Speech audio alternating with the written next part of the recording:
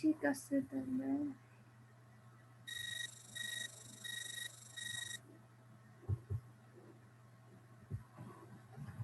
আজকে আমরা এনজাইমের এর আগের দিন এনজাইমের কিছু বিষয় নিয়ে আলোচনা করেছিলাম। আজকে দুইটা থিওরি নিয়ে আলোচনা করব যে এনজাইম কি তত্ত্বে বা কিভাবে হচ্ছে কাজ করে সেই সম্পর্কিত দুটো তথ্য হচ্ছে দেখব। প্রথমেই আমরা তোমরা যে দেখেছো এর আগের দিন অ্যাক্টিভ সাইট কোনটা, যে যে এরিয়াটায় হচ্ছে এনজাইমটা আবদ্ধ হয়, সাবস্ট্রেটকে আবদ্ধ করে, সেটা হচ্ছে অ্যাক্টিভ সাইট। এর আগের দিন ডিজাইনগুলো দেখেছিলাম। এখানে একটু দেখো ছবি, দেখো যে প্রথমে এটা একটা সাবস্ট্রেট আছে সুক্রোজে, যেটা অ্যাক্টিভ সাইট। দেখো যে সাবস্ট্রেটটা যেরকম দেখতে, সে অ্যাক্টিভ সাইটটাও কিন্তু অনেকটা সেরকম হবে, এবং তারপরেই কিন্তু তারপর এইখানে হচ্ছে তাদের বন্ধনের মাধ্যমে এনজাইম সাবস্ট্রেট কমপ্লেক্সটা তৈরি হবে। যদি এইখানে এই যে অ্যাক্টিভ সাইটটা যে শেপটা, সেটা যদি সাবস্ট্রেটের শেপের সাথে না মেলে, তাহলে কিন্তু সেই সাবস্ট্রেট কমপ্লেক্স, এনজাইম সাবস্ট্রেট কমপ্লেক্সটা তৈরি হবে না। এবং এরপরে কি হবে, সেই সাবস্ট্রেট থেকে এরপরে হচ্ছে অন্য কোনো একটা উপাদানের সাথে বিক্রিয়া করে সেটা একটা প্রোডাক্টে পরিণত হবে, এবং এখানে ফাইনালি দেখা যাবে গ্লুকোজ তৈরি হয়েছে, এবং সাবস্ট্রেট যেটা সেটা হচ্ছে কি হবে, প্রোডাক্টে পরিণত হবে, এবং অ্যাক্টিভ সাইটটা কিন্তু আগের মতো অবস্থায় আবার চলে যাবে। এখানে দেখো তীর চিহ্ন দিয়ে কিন্তু সেই জিনিসগুলো দেখানো হয়েছে যে এটা হচ্ছে অ্যাক্টিভ সাইট, সাবস্ট্রেট দুইটা একসাথে যুক্ত হয়ে এনজাইম সাবস্ট্রেট কমপ্লেক্স তৈরি করেছে। এরপর এনজাইম সাবস্ট্রেট কমপ্লেক্সটা পানির সাথে বিক্রিয়া করেছে, পানির সাথে বিক্রিয়া করে কি হয়েছে, এটা একটা প্রোডাক্টে পরিণত হয়েছে, এবং সেখান থেকে গ্লুকোজ তৈরি হয়েছে, হাইড্রোজেন এবং হাইড্রোক্সিল মলিকুল তৈরি হয়েছে, এবং প্রোডাক্টটা আলটিমেটলি তৈরি হয়েছে। এবং লাস্টে যে অ্যাক্টিভ সাইটটা, সে কিন্তু পুনরায় আবার রিয়াকশনে হচ্ছে অংশগ্রহণের জন্য চলে গেছে। তার মানে সে কিন্তু এই সাইকেলটা চালু রাখছে। এবং এর আগের দিন কিন্তু ক্লাসে বলেছিলাম যে যত তাড়াতাড়ি বিক্রিয়া সম্পন্ন হবে সেটা নির্ভর করে অ্যাক্টিভ সাইটটা কত তাড়াতাড়ি কাজ করবে, এবং যে যত বেশি সেই এনজাইমটাই সবচেয়ে ভালো, যে যত বেশি হচ্ছে কি রিয়াকশনে পার্টিসিপেট করবে এবং সাবস্ট্রেট থেকে প্রোডাক্টে পরিণত করবে। তাহলে অ্যাক্টিভ সাইটটা আবার একটু দেখে নেই। দেখো এখানে the area of an enzyme that binds to the substrate structure is designed to fit the molecule shape of the substrate, যেটা আমি বলেছি যে স্ট্রাকচারের শেপটা এমনই হবে যেটা সাবস্ট্রেটকে ধরে রাখবে। যদি শেপটা অন্যরকম হয় তাহলে কিন্তু সেই সাবস্ট্রেটকে সে ধরে রাখতে পারবে না। এবং ইস এনজাইম ইজ সাবস্ট্রেট স্পেসিফিক, মানে এটা কিন্তু ক্লাসের প্রথম দিন থেকে বলছি যে প্রত্যেকটা এনজাইমের জন্য কিন্তু সাবস্ট্রেটটা নির্দিষ্ট থাকবে, এবং এক এনজাইম কিন্তু যে অন্য কোনো সাবস্ট্রেটের নিয়ে কাজ করতে পারবে না, বা অন্য সাবস্ট্রেট অন্য এনজাইমকে উপরে কাজ করবে না। প্রত্যেকটা এনজাইমের জন্যই সাবস্ট্রেটটা একটা নির্দিষ্ট থাকবে। এরপরে যে মডেল দুটো নিয়ে আমরা আলোচনা করব, প্রথমটা হচ্ছে লক অ্যান্ড কি মডেল, আর দুই নাম্বার হচ্ছে ইনডিউস ফিট মডেল। তাহলে দেখো লক অ্যান্ড কি মডেলে কি আছে। লক অ্যান্ড কি মডেলকে ফিশার্স টেমপ্লেট থিওরিও বলা হয়। এটাকে সর্বপ্রথম দেখিয়েছে হচ্ছে, দেখা যাচ্ছে তো, এমিল ফিশার সর্বপ্রথম এই যে মডেল বা তত্ত্বটা সে হচ্ছে এটা উপস্থাপন করে। এই মডেলটা, এই যে মডেলটা এমিল ফিশার যে উপস্থাপন করে, পরবর্তীতে এটা হচ্ছে ক্যাটালাইটিক যে রিয়াকশন, সেই ক্যাটালাইজ রিয়াকশনটাকে এনজাইমের মাধ্যমে কিভাবে হয় সেটা এই মডেলের মাধ্যমে সর্বপ্রথম ব্যাখ্যা করা যায়, বা হচ্ছে এই মডেলের মাধ্যমে এনজাইম কিভাবে রিয়াকশনে পার্টিসিপেট করে সেটা বর্ণনা করে।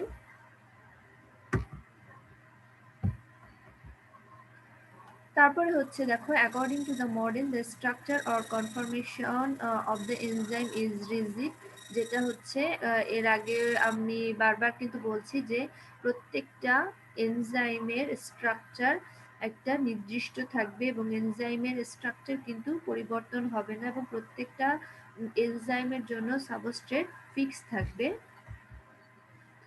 Substrate fits to the binding site just as a key fits into the proper lock or hand into the proper gloves। এখানে বলেছে যে এমন স্ট্রাকচার হবে যে যেখানে শুধুমাত্র তার গঠনের সাথে সামঞ্জস্যপূর্ণ যে সাবস্ট্রেট আছে সেই কিন্তু ওখানে যুক্ত হতে পারবে। যেমন হচ্ছে উদাহরণ, যে সব তালা কিন্তু একটা তালা কিন্তু সব চাবি দিয়ে কিন্তু খুলবে না, বা হচ্ছে দেখা যায় যে আমাদের বাড়ির যে তালা, তোমরা সাধারণত এটা দেখবা যে সেই তালা, প্রত্যেকটা তালার কিন্তু আলাদা আলাদা চাবি আছে। একটা চাবি দিয়ে কিন্তু সব তালা খোলা যায় না। এবং যখন আমরা কিনি এবং বাড়ির যতগুলো তালা আছে দেখবা প্রত্যেকটার জন্যই কিন্তু আলাদা আলাদা, কোনোটা চাবি যদি হারিয়ে যায় তাহলে কিন্তু সেই চাবি বানাতে হয়। এমন না যে না আমার বাসায় যে চাবি আছে সেটা দিয়ে খোলা যায়, সেরকম কিন্তু হয় না।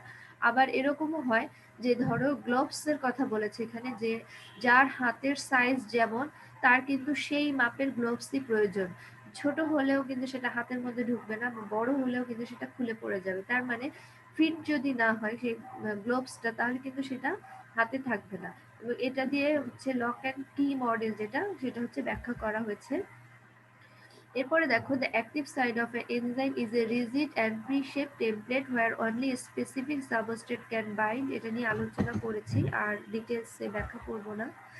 এখানে দেখো একটা ছবি আছে, ছবিতে কিন্তু দেখানো আছে যে এই যে চাবিটা কিন্তু নির্দিষ্ট। এপাশে দেখো যে ডান সাইডে যে ছবি আছে সেখানে ভেতরে যে ছবিটা সেটাও দেখানো আছে, যে এখানে চাবির যে শেপ, তালার ভেতরের শেপটা কিন্তু সেরকম। এবং যখন এই চাবিটা এই তালার মধ্যে ঢুকবে তখনই কিন্তু কারেক্ট পজিশনে যখন যাবে তখনই কিন্তু তালাটা খুলবে। যদি কারেক্ট পজিশনে না আসে বা ইনকারেক্ট পজিশনে থাকে তখন কিন্তু তালা খুলবে না। অনেক সময় এরকম হয় যে যে তালার চাবি, যেটা দেখা যায় যে চাবি দেওয়ার পরেও তালাটা খুলছে না, তার মানে কি সে কারেক্ট পজিশনে যায় না। অনেক সময় দেখবা যে তোমরা নিজেরাই চাবিটা আবার বের করে আবার হচ্ছে ভেতরে দিতে হচ্ছে, তার কারণ হচ্ছে সে ঠিক পজিশনে পড়েনি। যদি ঠিক পজিশনে পড়ে তখনই কিন্তু সে কাজ করবে। এটা অনেকটা এরকম যে সাবস্ট্রেটের শেপ যখন এনজাইমের সাথে শেপের সাথে মিলে যাবে তখনই কিন্তু এটা কাজ করবে, না হলে কিন্তু এটা কাজ করবে না। এখানে দেখো আছে যে সাবস্ট্রেটটাকে কি হিসেবে তুলনা করা হয়েছে, যেটা অ্যাক্টিভ সাইট, যেটাকে লক হিসেবে তুলনা করা হয়েছে, যেটা একটা মাইক্রো এনভায়রনমেন্টে একটা স্পেসিফিক রিয়াকশনে তারা অংশগ্রহণ করবে। তার মানে এখানে দেখো লক অ্যান্ড কি থিওরির মধ্যে লক হচ্ছে সাবস্ট্রেট, লক হচ্ছে হচ্ছে তোমার অ্যাক্টিভ সাইট, এবং কি হচ্ছে এখানে সাবস্ট্রেট।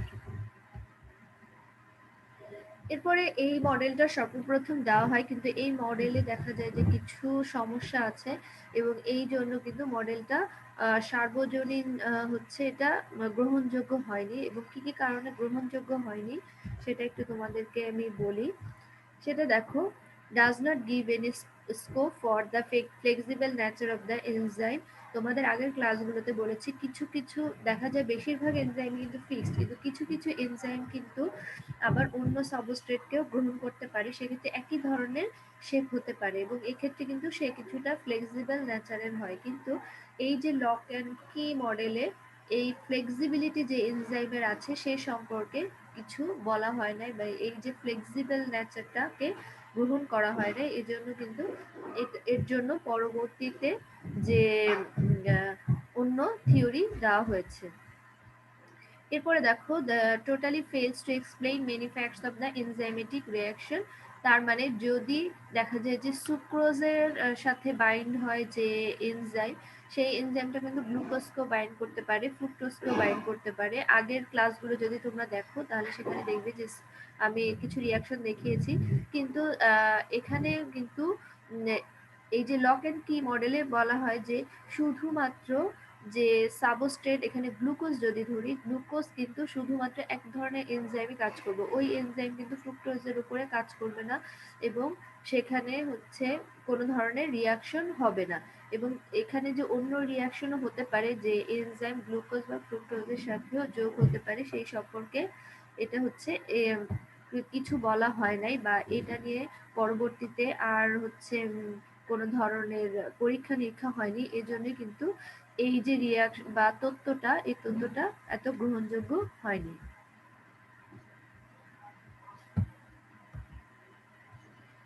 এরপরে দেখো, does not explain the effect of allosteric modulator. তারপরে মডেল যেটা আছে, সেই মডেলটা হচ্ছে ইনডিউসড ফিট থিওরি, বা হচ্ছে কোশল্যান্ডস মডেলও এটাকে বলা হয়।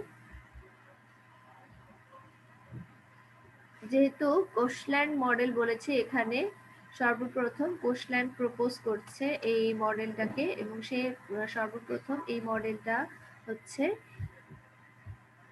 এই তত্ত্বটাকে সে হচ্ছে, এই যে ধারণাটা, এই ধারণাটা হচ্ছে এই লক অ্যান্ড কি মডেলের উপরে এই তার যে তত্ত্বটা সেটা সে প্রয়োগ করেছে। এখানে সে কি বলেছে, যেহেতু লক অ্যান্ড কি মডেলে কিন্তু বলা হয়েছে যে এই যে অ্যাক্টিভ সাইট বা হচ্ছে অ্যাক্টিভ সাইটটা হচ্ছে অবশ্যই রিজিড থাকবে, কিন্তু এখানে কি বলছে, এই ইনডিউস ফিট থিওরিতে বলেছে অ্যাক্টিভ সাইটটা রিজিড হবে না বা দৃঢ় হবে না বা একটা নির্দিষ্ট শেপের থাকবে না, এটা হচ্ছে চেঞ্জ হতে পারে। Interaction of the substrate with the enzyme induces a fit or a conformation changes, changing the enzyme, resulting the formation of a strong substrate binding site হবে। এখানে বলেছে যে সাবস্ট্রেটের সাথে যদি এনজাইমটা যুক্ত হয়, তখন দেখা যাবে যে কিছু ক্ষেত্রে যে লক অ্যান্ড কি মডেলের ক্ষেত্রে যেহেতু বলেছি যে এনজাইমটা কোনোভাবেই চেঞ্জ হবে না, কিন্তু এখানে কিছুটা চেঞ্জ হতে পারে সে সাবস্ট্রেটটাকে নিজের সাথে ফিট করার জন্য বা দৃঢ়ভাবে ধারণ করার জন্য, বা বাইন্ডিং সাইট তৈরি করতে পারে একটা, এবং এর ফলে তাদের বন্ধন দৃঢ় হবে, পরবর্তী রিয়াকশনে কিন্তু যেতে পারবে। তার মানে শুধুমাত্র একই এনজাইম একই সাবস্ট্রেটের সাথে থাকবে সেটা না, একই দেখতে বা একই গঠনের সাবস্ট্রেটের সাথেও কিন্তু একই দেখতে সাবস্ট্রেট, বিভিন্ন সাবস্ট্রেটের সাথে কিন্তু একই এনজাইম কাজ করতে পারবে। এরপরে দেখো যে অ্যাপ্রোপ্রিয়েট অ্যামাইনো অ্যাসিড, এখানে একটু উদাহরণ দিয়েছে, amino acid enzyme are repositioned to the form of active site and bring about the catalysis. এখানে দেখো ছবি দেওয়া আছে ইনডিউস ফিট মডেলের, নিচে দুইটা ছবি আছে।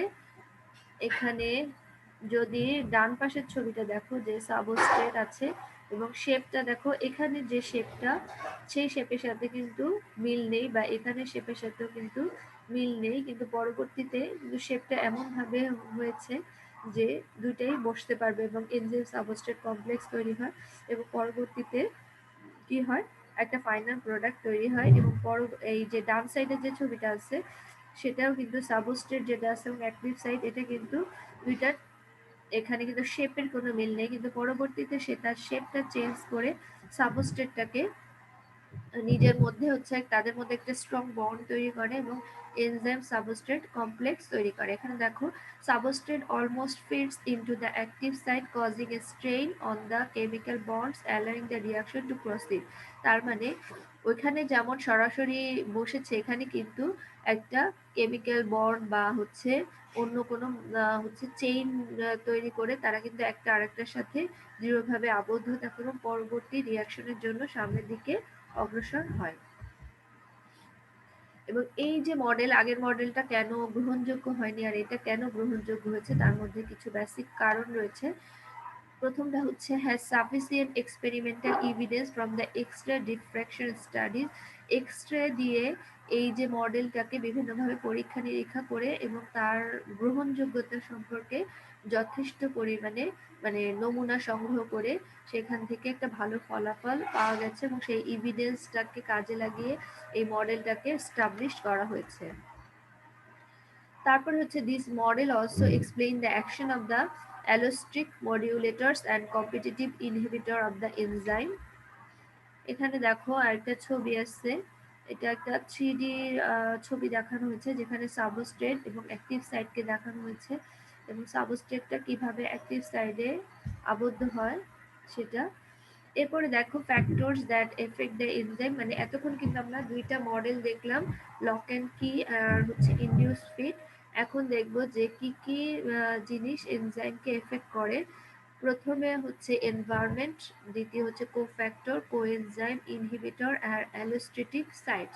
এত তোমাদের যখন আমি আগে দুইটা থিওরি পড়েছি মানে কিন্তু অ্যালোস্টেটিক সাইটটা বলেছি, তাহলে আমরা একটু দেখবো এখন যে অ্যালোস্টেটিক সাইটটা আসলে কি।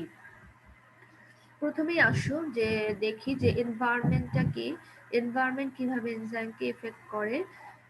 তার মধ্যে কিছু রয়েছে পিএইচ, টেম্পারেচার, সল্ট কনসেন্ট্রেশন। এখানে দেখো আমি কিন্তু এর আগের দিনের ক্লাসে এগুলো ডিটেলস আলোচনা করেছিলাম, আজকে এত ডিটেলস আলোচনা করব না। তারপরে যদি তোমাদের কোনো প্রশ্ন থাকে সেটা হচ্ছে আমি বলবো।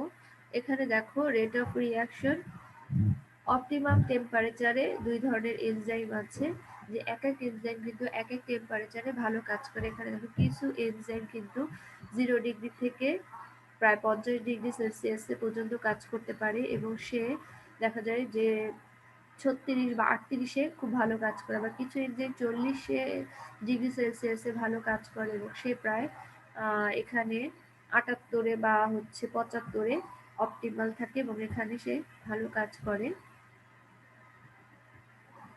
এবং দেখা যায় যে সেই এনজাইম প্রায় 85 ডিগ্রি সেলসিয়াস পর্যন্ত কাজ করতে পারে। এখানে optimal temperature for enzyme of thermophilic, যেটা হচ্ছে হিট টলারেন্ট ব্যাকটেরিয়া, সেই ব্যাকটেরিয়া যেখানে থাকে সেই জায়গায় এই এনজাইম কিন্তু তারা হচ্ছে কাজ করে। এবং এখানে দেখো অপটিমাল পিএইচ এর কথা বলা হয়েছে, পিএইচ যখন 4-এর নিচে বা হচ্ছে 5-এর নিচে তখনও কিছু এনজাইম কাজ করছে, এবং যখন 5-এর উপরে তখনও কিছু এনজাইম কাজ করছে। এবং এর আগের ক্লাসে আমি কিন্তু এটা ডিটেলসে আলোচনা করেছিলাম যে টেম্পারেচার এবং পিএইচ কিভাবে ইফেক্ট করে। এরপরে দেখো কোফ্যাক্টর আছে, কিছু non protein helpers for the catalytic activity, যার মধ্যে রয়েছে আয়রন, জিঙ্ক, কপার। এরপরে রয়েছে কোএনজাইম, যেগুলো হচ্ছে অর্গানিক মলিকুল বা জৈব মৌল, যেগুলো ক্যাটালাইটিক অ্যাক্টিভিটিতে সাহায্য করে, যেমন হচ্ছে ভিটামিন। এরপরে রয়েছে এনজাইম ইনহিবিটরস, এনজাইম ইনহিবিটরটাকে বলা হয় যে substance which binds with the enzyme and brings about a decrease in catalytic activity of the enzyme. তার মানে একটা এনজাইম বলেছে যে সেই এনজাইমই ভালো যে খুব দ্রুত সাবস্ট্রেটের সাথে যুক্ত হবে, যুক্ত হয়ে ফাইনাল প্রোডাক্ট তৈরি করবে এবং ভেঙে গিয়ে আবার পূর্বের অবস্থায় গিয়ে নতুন করে বিক্রিয়ায় অংশগ্রহণ করবে। কিন্তু কিছু কিছু পদার্থ আছে যারা হচ্ছে কি করে, এনজাইমকে রিঅ্যাকশনে বাধা প্রদান করে এবং তাদের যে রিঅ্যাকশনের রেটটাকে এটাকে কমিয়ে দেয়, এবং তাদেরকেই কি বলা বলা হয়েছে এনজাইম ইনহিবিটর বলা হয়। এবং এই এনজাইম ইনহিবিটরটা অর্গানিক হতে পারে অথবা ইনঅর্গানিক ন্যাচারাল হতে পারে। এখন দেখো যে এখানে 3 ধরনের এনজাইম ইনহিবিটর রয়েছে, যার মধ্যে রিভার্সিবল রয়েছে, ইরিভার্সিবল রয়েছে। রিভার্সিবল ইনহিবিটর কোনটা? The inhibitor binds non-covalently with enzyme. Enzyme inhibition can be reversed if the inhibitors is removed. তার মানে যদি কোনো কারণে দেখা যায় যে এই ইনহিবিটরের কারণে রিঅ্যাকশনটা হ্রাস হচ্ছে, যদি ইনহিবিটরটাকে দূর করে দেওয়া যায় তাহলে কিন্তু সে আবার এনজাইমটা পূর্বের অবস্থায় চলে আসবে এবং আবার রিঅ্যাকশনে সে পার্টিসিপেট করতে পারবে। এবং রিভার্সিবল ইনহিবিটরটাকে আবার দুই ভাগে ভাগ করা হয়েছে, কম্পিটিটিভ ইনহিবিশন আর নন কম্পিটিটিভ ইনহিবিশন। তাহলে দেখো কম্পিটিটিভ ইনহিবিশন কোনটা? দেখা যায় যে কম্পিটিটিভ ইনহিবিশনের এটা রেটটা নির্ভর করে concentration of substrate and inhibitor, ওই যে রিঅ্যাকশন হবে সেই অঞ্চলের বা সেই এলাকার সাবস্ট্রেট এবং ইনহিবিটরের ঘনত্ব কেমন আছে এবং ইনহিবিটরের এনজাইমের প্রতি আকর্ষণ কেমন, তার উপরেও অনেকটা হচ্ছে নির্ভর করে যে এই ইনহিবিটরটা, মানে কম্পিটিশন যখন হয় তোমরা জানো যে কম্পিটিশনে কে যুক্ত হবে, যার বেশি এনজাইমের প্রতি আকর্ষণ থাকবে বা এনজাইম যা বা এনজাইমের প্রতি যে হচ্ছে খুব দ্রুত কাজ করবে সেই কিন্তু ওই রিয়াকশনে হচ্ছে দিতে যাবে বা সেই হচ্ছে ওই এনজাইমের অ্যাক্টিভ সাইটটাকে আবদ্ধ করতে সফল হবে। এবং এই এনজাইমটাকে রিভার্স করা যায় কিভাবে? কনসেন্ট্রেশন অফ সাবস্ট্রেটের কনসেন্ট্রেশনটাকে যদি বাড়ানো যায় তখন কি হবে, যে তারা কিন্তু যে রিয়াকশনের যে ঘনত্ব সেখানে কিন্তু ইনহিবিটরের ঘনত্ব কমে যাবে এবং তাদের কিন্তু এনজাইমের প্রতি যে আকর্ষণ সেটা কিন্তু এনজাইমটা কিন্তু তখন সাবস্ট্রেটকে নিজের দিকে আকর্ষিত করবে, ইনহিবিটরকে প্রতি কিন্তু সে তার আকর্ষণ যেটা সেটা অনেকটা কমে যাবে। এরপরে দেখো নন কম্পিটিটিভ ইনহিবিশন। এখানে দেখো rate of inhibition depend on the concentration of inhibitor. Various heavy metal যেমন হচ্ছে সিলভার আছে, মার্কারি আছে, লেড আছে, তারা কি করে অ্যাক্টিভ সাইট যেটা এনজাইমের সেটাকে আবদ্ধ করে রাখে। এবং এখানে উদাহরণ হিসেবে ইউরিয়াস দেওয়া হয়েছে, highly sensitive to any of this ions of interests, মানে যে কোনো ইউরিয়াস এই এনজাইমটা এখানে যে মেটাল আয়নগুলো দেখিয়েছে বা ট্রেস এলিমেন্ট রয়েছে তাদের প্রতি তারা খুবই সেন্সিটিভ এবং এগুলো কি তার প্রতি খুব বেশি আকর্ষিত হয় এবং তার যে অ্যাক্টিভ সাইটটাকে আবদ্ধ করে ফেলে। হেভি মেটাল ফ্রম হচ্ছে মার্ক অ্যাপাটিস উইথ হচ্ছে সালফা হাইড্রেলস গ্রুপস অফ এনজাইম, তার মানে এই যে সালফা হাইড্রেল এই গ্রুপের এনজাইমটাও হচ্ছে হেভি মেটাল, এরা হচ্ছে আকর্ষণটা তাদের প্রতি অনেকটা বেশি থাকে। তারপর হচ্ছে cyanide and hydrogen sulphide strongly inhibit the action of iron containing enzyme. Iron containing যে এনজাইম তাদের যে রিয়াকশনে বাধা দান করে সায়ানাইড বা হাইড্রোজেন সালফাইড গ্রুপের যে মৌল আছে তারা, যেমন এখানে উদাহরণ দেওয়া হয়েছে পেরক্সাইডেজ অ্যান্ড হচ্ছে ক্যাটালেজ। এরপর আসো ইরিভার্সিবল ইনহিবিশন। ইনহিবিশন যেটা হচ্ছে inhibitors bind covalently with the enzyme and inactive them irreversibly. এই ইনহিবিটরসরা ইউজুয়ালি টক্সিক পয়জনাস হয়, যেহেতু এরা পয়জনাস এবং হচ্ছে এরা একবার আবদ্ধ হলে দেখা যায় যে অ্যাক্টিভ সাইডের বা হচ্ছে এনজাইমের কোনো না কোনো ক্ষতিগ্রস্ত হয় বা ক্ষতির সম্মুখীন হয় এবং তারা কিন্তু পূর্বের অবস্থায় সহজে ফিরে আসতে পারে না। এরপর দেখো irreversible inhibitor combined with or destroy A functional group of the enzyme that is essential for its activity. যেটা আমি বললাম যে তার অ্যাক্টিভ সাইড বা তার যে কোনো একটা কার্যকলাপের জন্য যেটা গুরুত্বপূর্ণ এরকম কিছু একটাকে হচ্ছে সে যেহেতু পয়জনাস বা সে হচ্ছে ধ্বংস করে দেয় তখন কিন্তু সে এনজাইমটা স্বতঃস্ফূর্তভাবে রিয়াকশনে অংশগ্রহণ করতে পারে না। এখানে একটা দেখো ছবি আছে, প্রথম ছবিটা আছে substrate can normally bind to the active side of the enzyme. এখানে সাবস্ট্রেট এবং অ্যাক্টিভ সাইড আছে যে সহজে এর মধ্যে কোনো বাধা নাই এবং খুব সহজে সাবস্ট্রেটটা অ্যাক্টিভ সাইডের সাথে বাইন্ড হয়ে যাচ্ছে। কিন্তু কম্পিটিটিভ ইনহিবিটর কি হবে, যেহেতু তার আকর্ষণটা সাবস্ট্রেটের প্রতি বেশি আছে এবং সে কি করবে এই জায়গাটাকে এসে সে অ্যাক্টিভ সাইডে বসে যাবে এবং তখন কিন্তু সাবস্ট্রেটটা দূরে চলে যাবে, সাবস্ট্রেটটা এখানে বসতে পারবে না। এরপরে দেখো নন কম্পিটিটিভ ইনহিবিটর কি, সে কিন্তু এমন একটা জায়গায় বসেছে এবং এখানে বসে সে কি করেছে, এই যে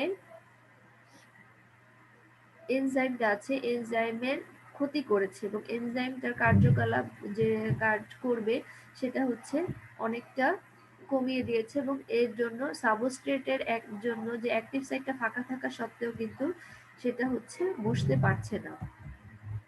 এরপর আসো অ্যালোস্ট্যাটিক রেগুলেশন কি, এটা হচ্ছে cells can't have enzyme turned on all the time. The control of an enzyme complex by the binding of a regulatory molecule. Regulatory molecule may stimulate or inhibit the enzyme complex by causing it to change shape. Works like a reversible non-competitive inhibitor. এখানে বলেছে যে দেখা যায় যে কিছু কিছু এনজাইমের complex বা হচ্ছে এনজাইম সাবস্ট্রেট কমপ্লেক্স তৈরি করার জন্য দেখা যায় যে এখানে তার শেপটা কিন্তু পরিবর্তন হয় এবং শেপটা চেঞ্জ করে কিন্তু সে এই মলিকিউলটাকে ধারণ করে। যদি তোমরা একটু ছবি দেখো তাহলে দেখবা যে অ্যালোস্ট্যাটিক সাইড, এখানে দেখো অ্যাক্টিভ সাইড আর এটা হচ্ছে অ্যালোস্ট্যাটিক সাইড, যেটা হচ্ছে অ্যাক্টিভ ফর্মে আছে, যখন এটা উল্টে যাবে যখন কিন্তু ইনঅ্যাক্টিভ ফর্মে রয়েছে এবং অ্যালোস্ট্যাটিক সাইটে অ্যাক্টিভ সাইটে ধারণ করার সাথে সাথে অ্যালোস্ট্যাটিক সাইটেও কিন্তু অ্যাক্টিভেটর এখানে হচ্ছে বসতে পারে এবং active form stabilized by an allostatic activator molecule এবং এখানে হচ্ছে ইনহিবিটর যেটা হচ্ছে তাদেরকে বাধা প্রদান করছে। তার মানে এখানে অ্যাক্টিভ সাইট ছাড়াও হচ্ছে অ্যালোস্ট্যাটিক যে সাইট আছে সেখানেও কিন্তু বিভিন্ন ধরনের সাবস্ট্রেটটা যুক্ত হতে পারে বা অ্যালোস্ট্যাটিক অ্যাক্টিভিটি যেটা সেটা হতে পারে। এরপরে রয়েছে ফিডব্যাক ইনহিবিশন। ফিডব্যাক ইনহিবিশন হচ্ছে and product of A metabolic pathway effect the function of the enzyme. দেখা যায় যে এন্ড প্রোডাক্ট বা ফাইনাল প্রোডাক্ট যেটা তৈরি হচ্ছে সেটাও এনজাইমের যে কার্যকলাপ তার উপরে একটা হচ্ছে বাধা প্রদান করতে পারে বা তার যে কার্যকলাপের উপরে সেও একটা ইফেক্ট রাখতে পারে। A metabolic pathway is switched off by the inhibitory binding of its end product to the enzyme that act early in the pathway এবং অ্যাক্টিভ সাইটটাকে সে এমনভাবে ইনহিবিটর দ্বারা বা হচ্ছে এন্ড প্রোডাক্ট এমনভাবে বাইন্ড করতে পারে যে একদম প্রথমে সে রিয়াকশনে যেভাবে অংশগ্রহণ করেছে সেটা ইফেক্ট করতে পারে এবং অ্যালোস্ট্যাটিক রেগুলেশনের মতোই কিন্তু অনেকটা কাজ করে। এখানে দেখো একটা ছবি আছে যে সাবস্ট্রেট এবং এনজাইম। এখানে অ্যালোস্ট্যাটিক সাইট দেখো, অ্যালোস্ট্যাটিক সাইটটা কিন্তু অন্য জায়গায় আছে, অ্যাক্টিভ সাইটটা এখানে। এখন যখন এনজাইম, এটা হচ্ছে এনজাইম 1, এনজাইম 2 এবং এটা হচ্ছে এনজাইম 3, যেখানে এই যে সাবস্ট্রেট গুলো বসবে এবং ফাইনালি সে কি করবে, প্রোডাক্ট তৈরি করবে। এই যে ডিফারেন্ট অ্যাক্টিভ সাইট থাকবে, এখানে অ্যালোস্ট্যাটিক সাইট থাকবে এবং দেখা যাবে যে এনজাইম 1 এ ইনিশিয়াল সাবস্ট্রেটেড থাকবে, এনজাইম 2 তে ইন্টারমিডিয়েট থাকবে, এনজাইম 3 তে ইন্টারমিডিয়েট পরবর্তী ধাপগুলো হবে এবং এনজাইম 3 তে পরবর্তীতে হচ্ছে এন্ড প্রোডাক্ট তৈরি হবে। তার মানে একটা সাবস্ট্রেট 3 ধরনের এনজাইমের সাথে হচ্ছে কি করেছে, 3 ধরনের এনজাইম সাবস্ট্রেটের সাথে বিক্রিয়া করে তার চেহারা চেঞ্জ হয়ে কি হয়েছে, একটা ফাইনাল প্রোডাক্ট তৈরি হয়েছে এবং প্রোডাক্টটা আলটিমেটলি কি হয়েছে, অ্যালোস্ট্যাটিক যে সাইট আছে সেখান থেকে বহন করে নিয়ে এসে একটা ফাইনাল প্রোডাক্ট বা এন্ড প্রোডাক্ট তৈরি হয়েছে। ঠিক আছে, আজকে তাহলে এই পর্যন্তই। এর মধ্যে হচ্ছে লক অ্যান্ড কি মডেল, এই মডেল আর ইন্ডিউস স্পিড মডেল, এই দুটো হচ্ছে ইম্পর্টেন্ট। আর বাকি যেগুলো দেখিয়েছে এগুলো শর্ট কোশ্চেন হিসেবে কিন্তু ইম্পর্টেন্ট, যে অ্যালোস্ট্যাটিক সাইট বা হচ্ছে কোফ্যাক্টর, তারপরে কোএনজাইম। এর এই যে কোফ্যাক্টর বা কোএনজাইম এগুলো কিন্তু আমি আগেও ডিটেলস আলোচনা করেছি, আজকে কিন্তু এই জন্য আমি আলোচনা করিনি, কিন্তু এগুলো কিন্তু শর্ট কোশ্চেন হিসেবে তোমরা হচ্ছে এটা পড়বা। ঠিক আছে, এখন কোনো কোশ্চেন আছে তোমাদের? কোশ্চেন থাকলে কোশ্চেন করতে পারো।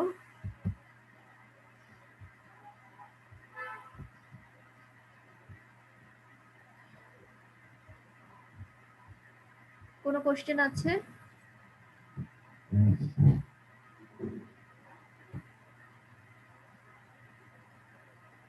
কোনো কোশ্চেন নেই?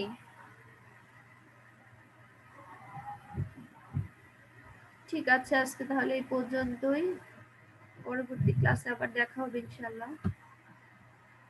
ভালো থেকো সবাই।